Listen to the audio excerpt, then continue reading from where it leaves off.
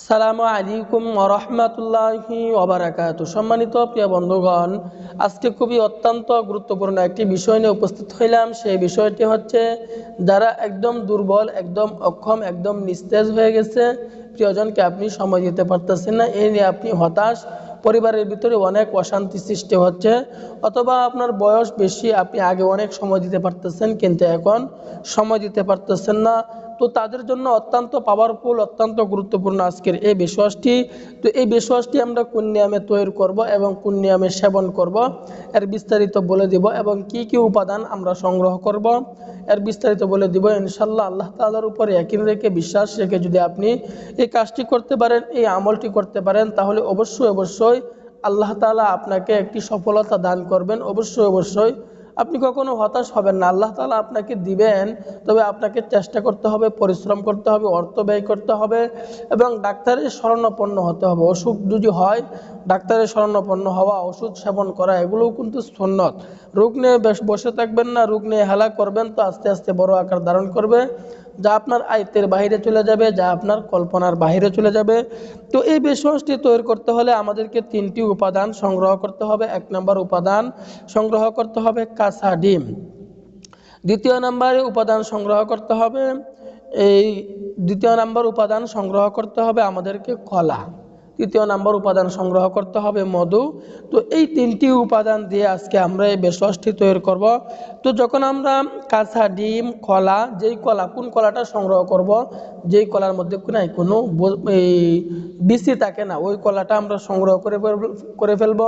সাগর কলা অথবা সবরি কলা আমরা সংগ্রহ করে ফেলবো। তো যখন আমরা সংগ্রহ করে ফেলবো কাঁচা ডিম, কলা এবং মধু, আমি ছোট্ট একটা পাত্র নিব। ছোট্ট একটা পাত্র নেওয়ার পর ওই পাত্রের মধ্যে আমি ডিমটা ভেঙে দিয়ে দিব। যখন আমি ওই পাত্রের মধ্যে ডিমটা দিয়ে দিব, তো যখন আমি ওই ডিমটা যখন পাত্রে ভেঙে দিয়ে দিব, এরপরে যে কোনো একটি কলা, সাগর কলা অথবা সবরি কলা, আমি এটাকে ছোটো করে কেটে ওই পাত্রের মধ্যে দিয়ে দিব। তাহলে দুটি উপাদান দিলাম। এক নম্বরে দিলাম আপনার কাঁচা ডিম, দ্বিতীয় নম্বরে দিলাম আপনার কলা।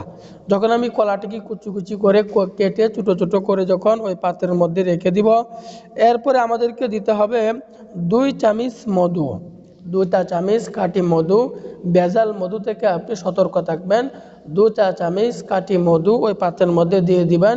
দেওয়ার পরে এটাকে একদম ভালো করে আপনি মিশিয়ে নেবেন, ভালো করে আপনি মিক্সড করে নেবেন। যখন আপনি ভালো করে মিশিয়ে নেবেন, ভালো করে মিক্সড করার পরে আপনার এই বেশওয়াশটি তৈরি হয়ে গেল। এখন আপনি কোন নিয়মে সেবন করবেন, সেবন করার নিয়মটি আমি বলে দিচ্ছি। তো আমি আবারও বলতেছি, রোগ নিয়ে কখনো হেলা করবেন না। রোগ নিয়ে হেলা করবেন তো দেখবেন আস্তে আস্তে বড় আকার ধারণ করবে, যা আপনার আয়ত্তের বাইরে চলে যাবে, আপনার কল্পনার বাহিরে চলে যাবে। এই জন্য রোগ হলে ডাক্তারের শরণাপন্ন হবেন। তা যদি না পারেন, কমপক্ষে হলে আমাদের সাথে যোগাযোগ করবেন। আপনাকে ভালো একটি দিক নির্দেশনা, ভালো একটি পরামর্শ দেওয়ার জন্য চেষ্টা করব ইনশাল্লাহ। যখন আমি এটি তৈরি করে ফেলব, তৈরি করার পর 10 থেকে 20 মিনিট আগে, 10 থেকে 20 মিনিট আগে যাওয়ার 10 থেকে 20 মিনিট আগে আমি এটি সেবন করে ফেলব। যখনই আপনি সেবন করবেন, দেখবেন আপনার শরীরের ভিতরে একটা পরিবর্তন চলে আসতেছে, আগ্রহ চলে আসতেছে, চাহিদা চলে আসতেছে। যখনই আপনি এটা খাবেন, দেখবেন আপনি সময় দিতে পারবেন। এটা কোনো পার্শ্ব প্রতিক্রিয়া নাই, আপনি সেবন করতে পারেন। তো এই জন্য বলতেছি, সর্বশেষ কথা হচ্ছে যে সকল ভাইয়েরা 4 বছর 5 বছর যাবৎ এই সমস্যায় ভুগতেছেন, ছোটোখাটো বেশওয়াজে কাজ হচ্ছে না, তাহলে আপনি আমাদের সাথে যোগাযোগ করেন, কন্ট্যাক্ট করেন। আপনাকে ভালো দিক নির্দেশনা, ভালো পরামর্শ দেওয়ার জন্য চেষ্টা করবো ইনশাল্লাহ। তো আল্লাহ তাআলা আমাদের সকলকে বুঝার তৌফিক দান করুন, আমিন।